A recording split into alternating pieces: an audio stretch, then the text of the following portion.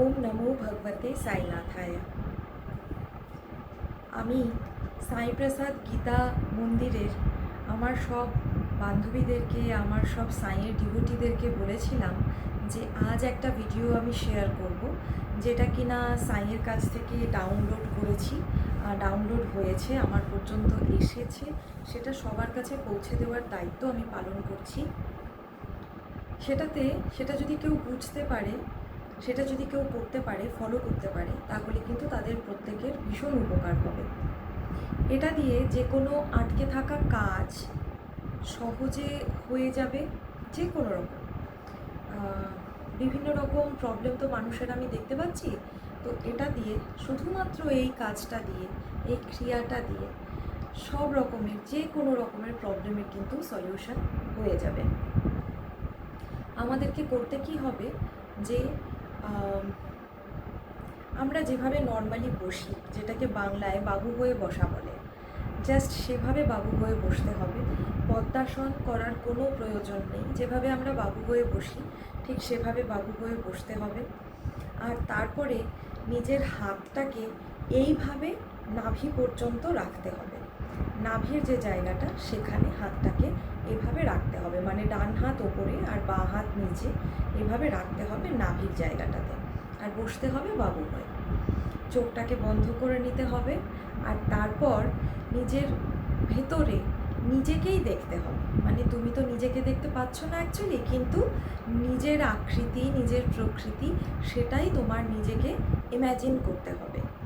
আর যেটা সবচেয়ে বড় ব্যাপার, সেটা হলো তোমাকে ইম্যাজিন করতে হবে যে তোমার চারদিকে ঈশ্বরের রশ্মি ছিটকে ছিটকে পড়ছে। মানে তোমার চারদিকে ডিভাইনের পুরোটা একদম গোল্ডেন কালারের রশ্মি ছড়িয়ে পড়ছে তোমার থেকে।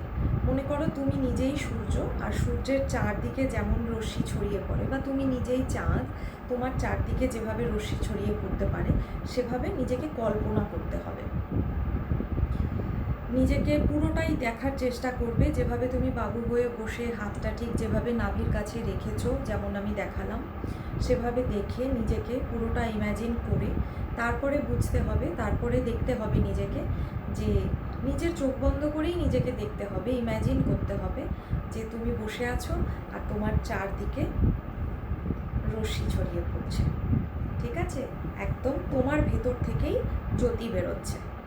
পুরো বডি অবধি দেখার চেষ্টা করো, যে পুরো বডি থেকেই ওরকম একটা রশ্মি বেরোচ্ছে, কিন্তু প্রথমেই সেটা দেখা কিন্তু সম্ভব হবে না। প্রথমে তুমি নিজের বডির একটা পার্টেই দেখতে পারবে। তো সেই ক্ষেত্রে তুমি দেখার চেষ্টা করবে যে তোমার মাথার চারদিক থেকেই ওই রশ্মি বেরোচ্ছে। আর এটাই ডিভাইন ব্লেসিংস, এটাই ডিভাইন গ্রেস। আমাদের প্রত্যেকের আত্মা আমাদের পরমাত্মার অংশ, আর সেই জন্যই আমাদের প্রত্যেকের ভেতরে যে ঊর্জা শক্তি আছে, যে ভাইবস আছে, ফ্রিকোয়েন্সি আছে, সেগুলোরই একটা রূপ হচ্ছে তোমার ইম্যাজিন করা ওই আলোক রশ্মি। আর এটা গোল্ডেন কালারের দেখার চেষ্টা করবে। গোল্ডেন যদি ইম্যাজিন না করতে পারো, তো হলুদ রঙের রশ্মি ইম্যাজিন করার চেষ্টা করবে, কিন্তু অবশ্যই নিজের জন্য এটা ইম্যাজিন করার চেষ্টা করবে। আর নিজেকে একদম শান্ত মনে করার চেষ্টা করবে। ভেতরে যতই তুলকালাম চলুক না কেন, মনে করার চেষ্টা করবে যে তুমি ভীষণ শান্ত হয়ে বসে আছো, আর তুমি ভীষণভাবে কানেক্টেড টু দ্য ডিভাইন। যতক্ষণ তুমি এটা না বোঝার চেষ্টা করছো, না ইম্যাজিন করার চেষ্টা করছো, আসলে কিন্তু কোনোভাবেই সম্ভব হবে না। তোমাকে আগে ইম্যাজিন করতে হবে। আর এটা দিনে তুমি 5 মিনিট থেকে 15 মিনিট পর্যন্ত করতে পারো। দিনে 2বার 3বারও করতে পারো, কোনো অসুবিধা নেই। আর যখন মনে হবে দিনে 1বার করলে পরেও খুব উপকার।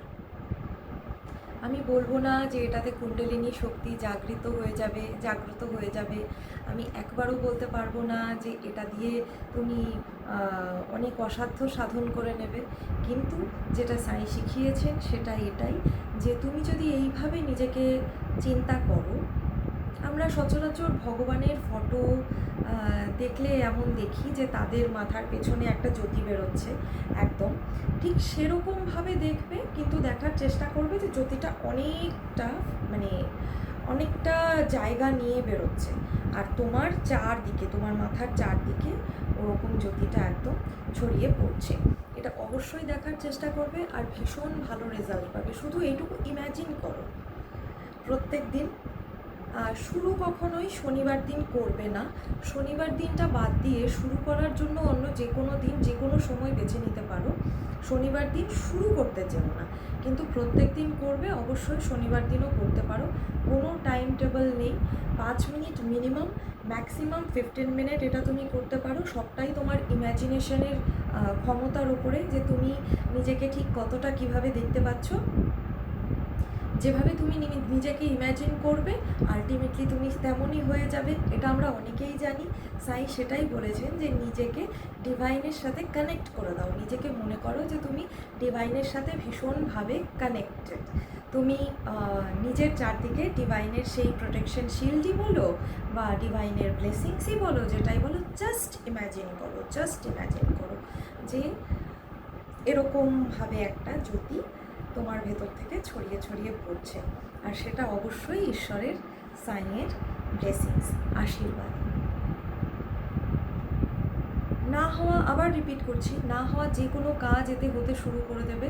সেটা কারোর যদি ইউটেরাসের সমস্যা থাকে সেটাও ঠিক হয়ে যাবে।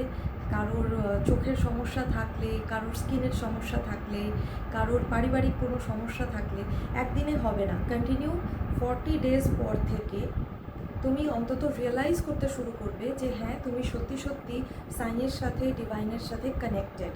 তাই জন্যই সত্যি তোমার চারপাশে ওরকম একটা শিল্ড, একটা প্রোটেকশন শিল্ড ক্রিয়েট হয়ে গেছে। যেই মুহূর্তে আফটার 40 ডেজ তোমার মধ্যে এই অনুভূতিটা আসবে যে সত্যি একটা শিল্ড ক্রিয়েট হয়ে গেছে, লাইফ চেঞ্জেস শুরু হয়ে যাবে। ডিভাইন সব সময় প্রোটেক্ট করার জন্য আছে, ডিভাইনের জন্যই আমরা সবাই আছি। সবাই ভালো থাকো, সবার অনেক অনেক উন্নতি হোক।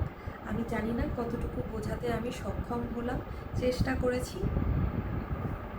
ওম নমো ভগবতে সাইনাথায়।